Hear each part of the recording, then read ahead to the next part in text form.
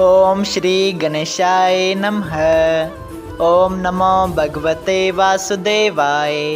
हरे कृष्णा कृष्ण कृष्णा हरे हरे, हरे राम राम राम हरे हरे। तव्हां सभिनी हरि भक्तन के नमस्ते। प्यारा भक्तों, ही कथा पाण गुरु कृपा सां हासिल करे रहिया आहियूं। श्री गणपति सरस्वती जो दरे ध्यान करिया थो मां भागवत महापुराण जो बयान, जंहिंमें व्यासदेव ऐं श्री सुखदेव जी कयो आहे श्री कृष्ण लीला जो गुणगान। सभई चओ जय भागवतम महापुराण। प्यारा भक्तों, कल कथा में पाण श्रीमद भागवत महापुराण साहिब जे 10 स्कंद जे 24 अध्याय जे पहिरें भाग में ॾिठो त हिकु दफ़ो वृंदावन में तमामु धाम धूम सां चौ तरफ़ तयारियूं हली रहियूं हुयूं। श्री कृष्ण भॻवान माण्हुनि खे मेवा मिठाइयूं ऐं पकवान ठाहींदे ॾिठो ऐं सभिनी खे पूजा जी विधीअ जे सामान खे आणण ऐं ठाहिण में मसरूफ़ ॾिठो। तंहिं करे पंहिंजी माता वटि वियो। माता चयो त तूं पंहिंजे पिता खां वञी पुछ त छा थी रहियो आहे, छो त आउं घर जे कमकार में मसरूफ़ आहियां। तंहिं बाद श्री कृष्ण भॻवान अची नंद बाबा खां पुछियो त ही कंहिंजी पूजा था करियो। तॾहिं नंद बाबा चयो, इंद्र देवता जी पूजा था करियूं, जेको पाण टे मींहुं वसाए थो। मींहुं वसण करे पंहिंजो माल चरे थो ऐं पाण खेती ॿारी करे सभिनी खे सुख ॾियूं था। उते ही श्री कृष्ण भॻवान घणनि ई धर्मनि जो वर्णन बि करे थो। मसलन तौर पतिव्रता स्त्रीअ जो धर्म, चई वर्णन जो धर्म वग़ैरह। सभई चयो जय श्री हरि। अॼु पाण श्रीमद भागवत महापुराण साहिब जे 10 स्कंद जे 24 अध्याय जो ॿियो भाग शुरू करे रहिया आहियूं। श्री कृष्ण भॻवान चवण लॻो, हे बाबा, तव्हां मूं बालक जो चवणु सच मञी इंद्र जी पूजा छॾे गोवर्धन पर्वत, गायन, ब्रह्मण ऐं बन जी पूजा करियो, छो त गोवर्धन पहाड़ हिते जो राजा आहे ऐं उन पहाड़ ऐं हुन बन में चरण सां सभु गायूं ऐं वछड़ा असांजा पलजनि था। उन्हनि जे खीर ऐं गिह विकिणण सां असांजो गुज़र थिए थो। जेको असांजी पालना करे तंहिंखे पंहिंजो राजा सम्झणु घुरिजे ऐं हे बाबा, उन ई जी पूजा करणु घुरिजे।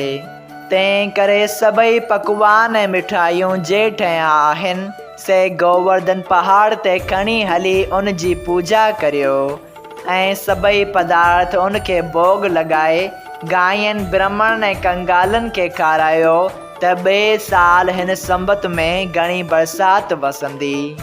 इहा ॻाल्हि श्री कृष्ण भॻवान जी नंद, उपनंद, ब्रजबान ऐं ॿियनि परमेश्वर जी इच्छा सां मञी चयो, तव्हीं साही करियो। कृष्ण चए, जीअं वात सभई ब्रजवासी पूॼियो गोवर्धन उथी परात।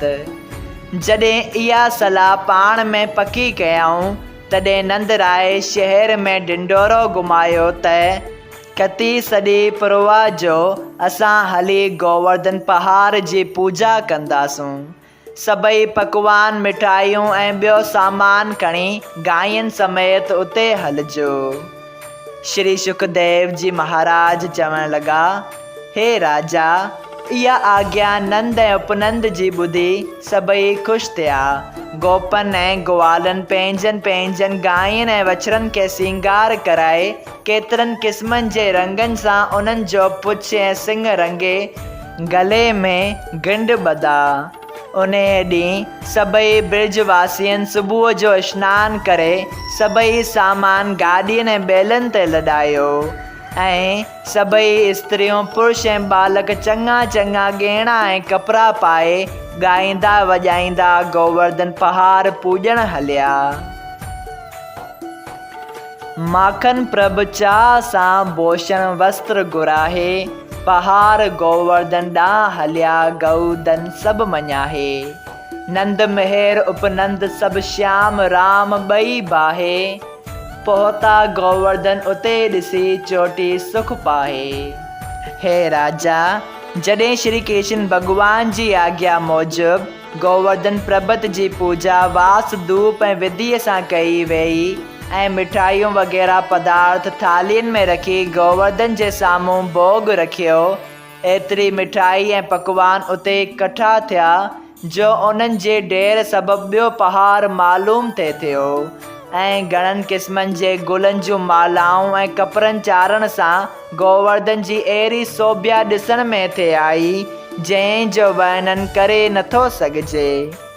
उन वक़्तु श्री कृष्ण सभिनी खे चयो, तव्हीं पंहिंजूं अखियूं बंदि करे गोवर्धन जो ध्यानु करियो त गोवर्धन राज ज़ाहिर थी दर्शन ॾेई तव्हां जे साम्हूं भोॼन कंदो।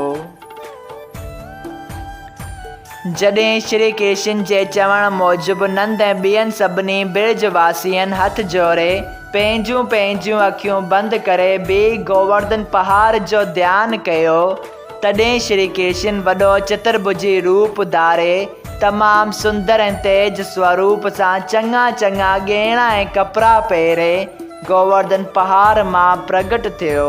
सभई चयो, जय श्री हरि।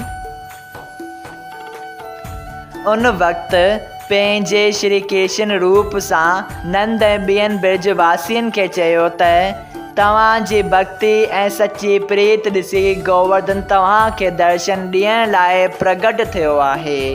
इहा ॻाल्हि ॿुधी ब्रजवासियुनि अखियूं खोले ॾिठो ऐं उन रूप जे दर्शन पाइण सां ॾाढा ख़ुशि थी उन खे दंडवत करे पाण में चयाऊं त जीअं अॼु गोवर्धन दर्शन ॾिनो आहे तीअं इंद्र जो दर्शन कॾहिं न थियो हो।